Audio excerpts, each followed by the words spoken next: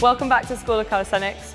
We're going to take you through a beginner's bodyweight workout with Tim, Georgie and Jacko, wherever he is. We're going to show you 6 exercises using a portable pull-up rack set in 3 different positions. There's loads of different movements we can get involved in, so let's get going. So we're going to use a chin up, and we've got the rack set on its highest position, and we're going to use a band for the first exercise, and then we're going to show you a couple of progressions on from there. So George just looped the band through, she's going to pull it down, feet are going to go in to support it. This chin up grip is taking its underhand position, nice and strong, and she's just going to drop in and then pull herself up to the top position. If you need more support, you can just use a thicker band, and we can just start to then feel that position, conscious that we are lowering down under control and we're not just allowing ourselves to go slack and fall into the bottom position. If we're feeling stronger, we can do this as well. We can just take our feet out of the band, slide it to the side, and we'll just get Georgie to show us a progression as she pulls through. And again, you've got an opportunity here to work that eccentric phase as you pull up and then lower yourself down under control. Shows an eccentric one, Georgie. So she comes up and then she's just going to drop in nice and slow. She drops down to position. And that's our chin up progressions using a band or going through it with body weight only. Okay, going through the hanging leg raise, Tim's just going to hang from the bar. Make sure that his shoulders are active, so his ears lift up. And then from this active position, he's going to tuck the knees into the chest and lower back down. When he lowers down, he's lowering down nice and controlled. And if he wants to make it more challenging, from here he can extend the legs out and take them all the way up. And then back down again, lowering down nice and controlled to avoid any swinging in the bottom. The other thing you'll notice is he's looking forward the whole time. He's not letting the head fly all the way back. So that's your hanging knee raise or hanging leg raise. So first 2 exercises are done. Let's take it from the top level and drop it down to the halfway point. So we've lowered the beginner's rack to the middle height, and then we're going to go through some dips. So to begin with, just take a band, and as you place it across the 2 bars, first of all, pull it quite tight. Make sure that you've got a full palm grip over the top so that band isn't going anywhere. And then from there, we're going to get the knees into the band to support some of our body weight.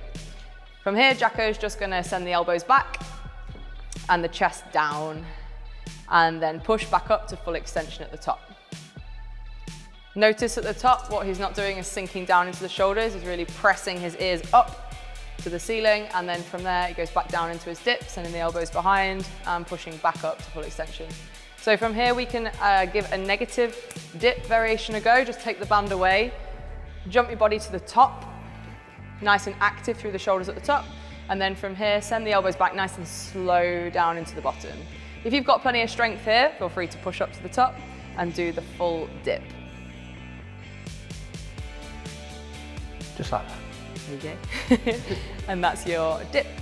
Right, so we're hanging out with Georgie on the beginner's rack at this 2nd level, where one of the great things I love about the versatility of this height is some of the rowing and pulling exercises that we can do, and you get to support yourself and build up some of that strength gradually rather than just constantly trying to do pull-ups when they feel too hard. So this is a great one where Georgie's going to use her feet to assist her and help get up for the pull-up. So all the same coaching cues apply, so the shoulders are going to be put into that active position. From there, she's going to drive the elbow down to the side. That's what's going to raise it up. Chest touches the bar and slowly controls back down. There's no point in trying to rush these. We're trying to build strength. So we are going under control, keeping tension through the shoulders, through the arms. Nice active position. We'll do another nice one with the elbow. When the elbow drives down and reaches and goes back behind to the sides, that's her getting up to the top. Your job is not to try and stand up with your feet and just use your hands slightly and do it nice and fast like that, because we're not going to be building strength. So your feet are there to help you and assist you to do the action of this pull-up that we're trying to do, but they're not there to do the job for you. If that starts to feel good, and when that starts to feel good, you're going to pull yourself up to the top using as least amount of effort for your feet as possible. Once you're at the top, can you actually take the feet off the floor, hold, and then slowly lower down without any support? So we're just working on that eccentric portion as you build up the strength to do our full pull-ups. That is a great way to use a little bit of assistance at this lovely middle height for the beginner's rack. Let's drop it down to the final height.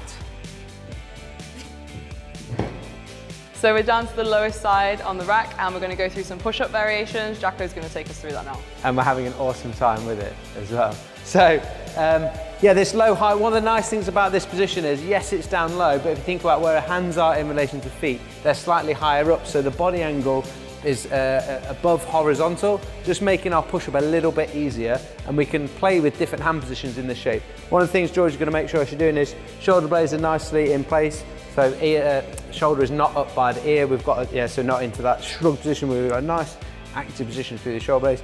Tummy's sucked in tight, ready to take a punch, and abs are on, bum's on tight.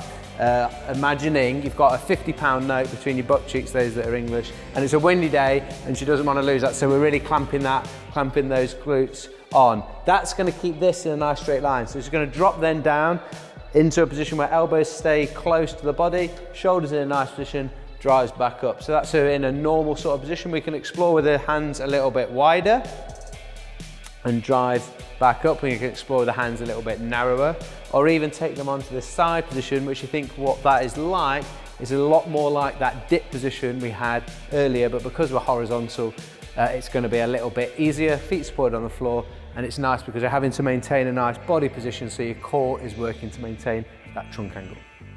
The last exercise that I'm going to demonstrate is going to challenge our core as well in this press-up position, when we're going to be stepping up and down in this plank position. George is going to explain what's going on. So if Jacko starts on the floor in a plank position, nice and active through the shoulders, so he's pushing up through the upper back, belly switched on, if I was going to punch him in the stomach, and then squeezing his butt nice and tight like he's trying to crack a walnut between his butt cheeks. And then from here, all he's going to do is start to walk the hands up onto the bars and back down again.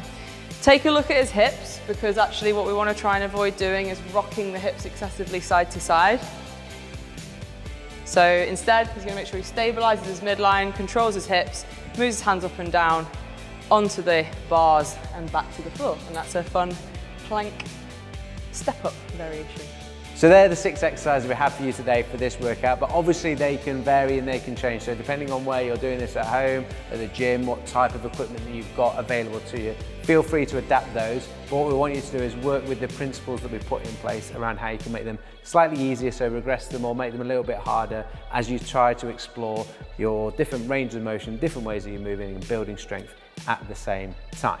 You've got a bit of freedom when it comes to reps and sets and how you structure a workout. You might want to do those as individual exercises, do 2 to 3 sets, work 6 to 10 repetitions in each of those, or you might superset them. So the 2 hanging ones from the bar, you might work through one exercise, do the pull-ups, and then go straight into the hanging leg raises with no rest, and you maybe give yourself 60 seconds after that. Or you can go through a big circuit and do top to bottom 6 exercises on the balance, mixing it up, keeping it all fresh. It's entirely up to you. Do whatever you feel is going to have a nice effect on what your training goals are, what you enjoy, but most of all, have fun with just moving your body weight through some progressively more challenging exercises in different positions. If you like the look of the beginner's rack and the versatility that it gives you, we have those available on our website, so check those out. They ship worldwide, so anybody, anywhere can get them. And if you haven't checked out the virtual classroom where all of our online training and programs are, make sure you have checked out at scorecardcentrics.com, and you'll see the link through to the virtual classroom where you can find out everything that is in there and engage with all the students that are working hard to redefine their impossible alongside us. Till next time, class dismissed.